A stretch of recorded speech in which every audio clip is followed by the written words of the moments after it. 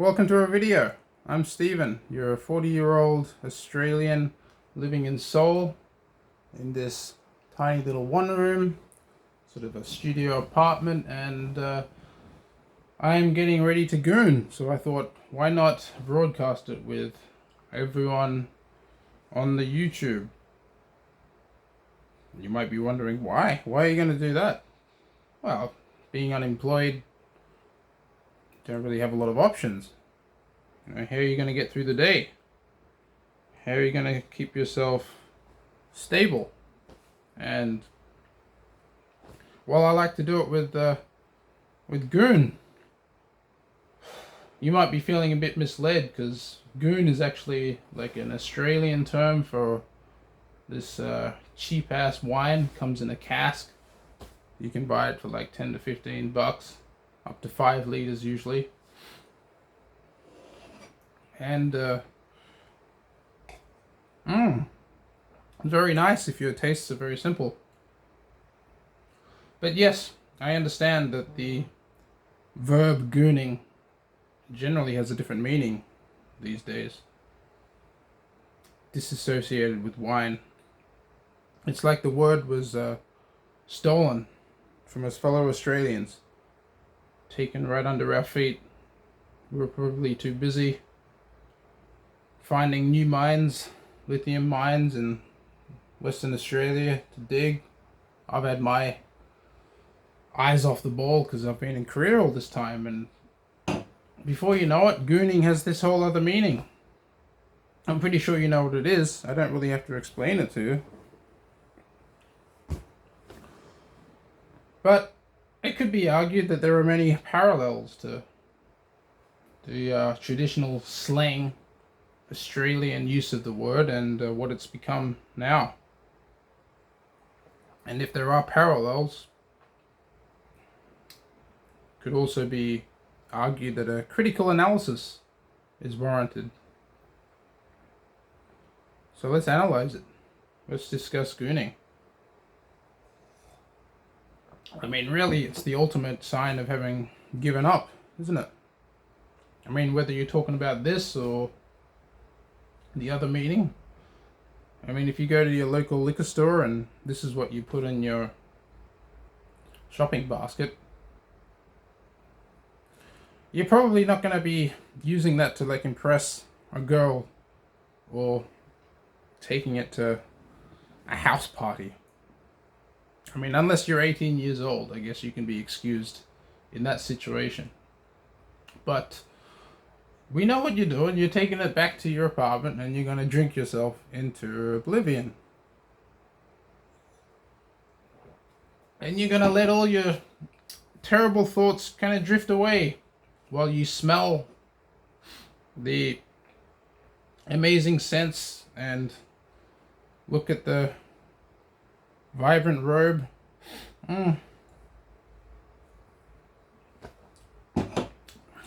Very similar to gooning itself, isn't it?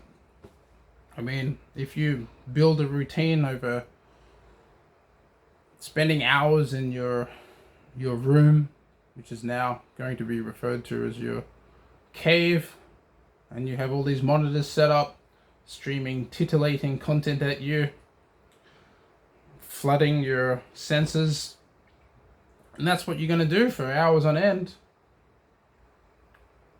yeah, you've probably given up on society. Maybe you had some bad experiences. Maybe you tried to integrate. Maybe you tried to do the thing that you're supposed to do and it didn't work. So now you do the thing you're not supposed to do. So sure, give up. But maybe we should argue against it. I mean, surely there must be positives to such an activity, otherwise people wouldn't be doing it. Feels good, getting drunk feels good. The other thing, sure. I understand that. Budget-friendly way to save time. Budget-friendly way to spend time, I should be saying. You know, a lot of life is waiting. Probably something a lot of you young kids don't understand. A lot of life is waiting for something to happen. And waiting often involves money. You gotta spend money to exist.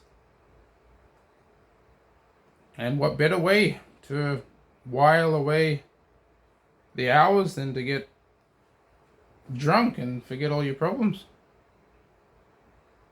Or in the other case, you got the whole day ahead of you, and maybe you're waiting for something in the mail. You don't have much money, you're on a bit of a budget. Why not? If energy is cheap, maybe you're living in a place where the whole Strait of Hormuz situation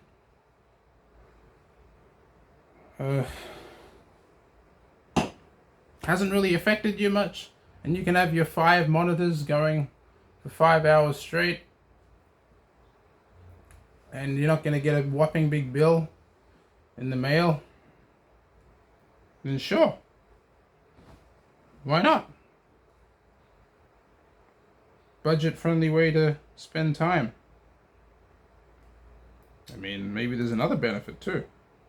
Maybe it's a way of preserving your dignity. I'm talking about both activities here. Or you might think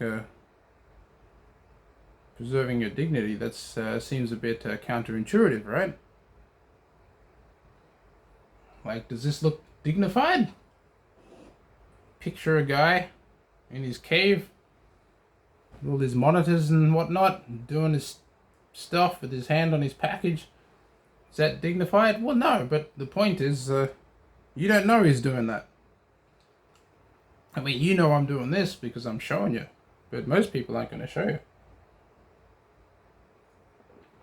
The only point where anyone knows about it is when I go to the shop and buy it.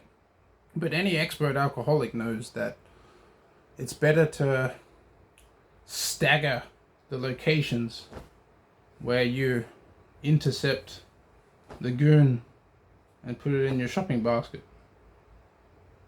And also in Korea, you know, you can easily become anonymous just by wearing like one of those masks, which is kind of socially acceptable, whether or not there's a raging virus from China.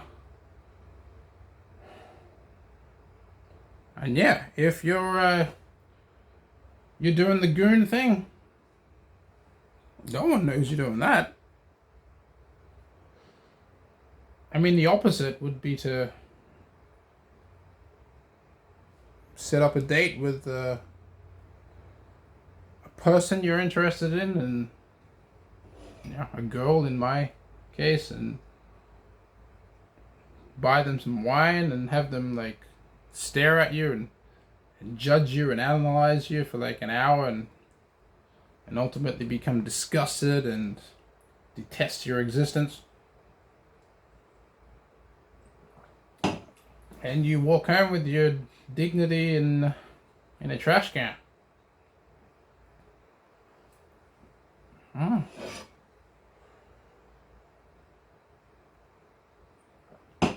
Better just to buy a cask of goon and drink yourself into oblivion, one might argue. Or, you know, instead of trying to pursue relationships, just sit there at home hammering it non-stop for hours on end. Now, you might say, wow, you've joined the manosphere. Are you trying to become one of those pod bros? Sounds kind of decisive what you're saying. I'm not saying this is a good thing. I don't want to be doing this. This stinks. I want to be out in the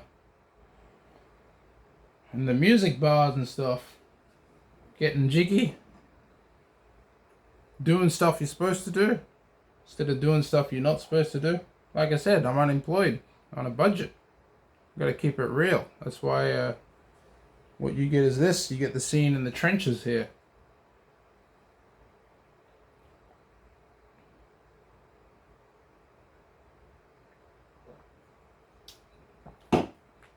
Same with gooning itself. Not something I recommend, as opposed to actually trying to, pursue relations. Now, is it a black hole? Is buying a cask of goon or setting up a goon cave, does that entail entering the event horizon? Is there no way out? I don't know. I don't think so. I think there's always a way out.